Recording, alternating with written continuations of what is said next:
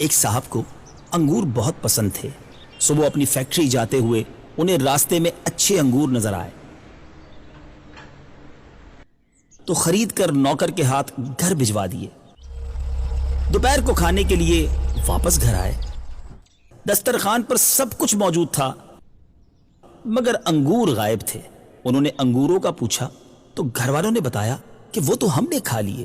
جواب سن کر کچھ دیر تو سوچتے رہے اور پھر فوراً دسترخوان سے اٹھے، ایک ملازم ساتھ لیا اور ایک پراپرٹی والے کے پاس جا کر ہاتھوں ہاتھ ایک پلاٹ خرید لیا۔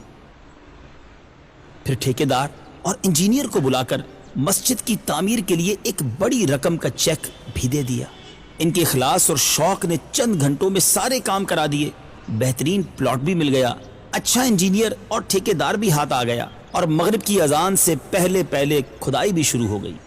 شام کو وہ صاحب واپس گھر آئے تو گھر والوں نے پوچھا، آپ کھانا چھوڑ کر کہاں چلے گئے تھے؟ جواب دیا، اپنے اصلی گھر کے لیے انتظام کرنے گیا تھا۔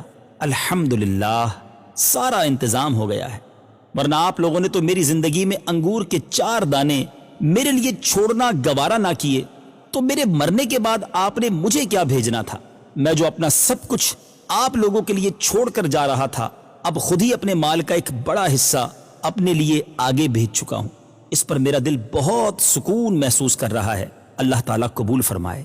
نبی پاک صلی اللہ تعالیٰ علیہ وسلم فرماتے ہیں، جو اللہ کے لیے مسجد بنائے، اللہ اس کے لیے جنت میں گھر بنائے۔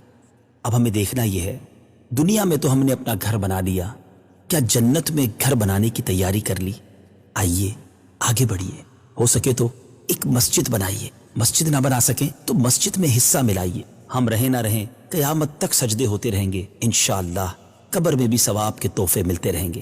ہم میں سے جن کے والدین میں سے کوئی ایک یا گھر کا کوئی فرد دنیا سے چلا گیا ہے، اس کو بہترین تحفہ دیجیے، اس کے نام کی مسجد بنائیے یا اس کے نام کا کچھ حصہ مسجد میں ملا دیجیے۔ انشاءاللہ روزانہ مرحوم کو قبر میں ثواب کا تحفہ ملتا رہے گا۔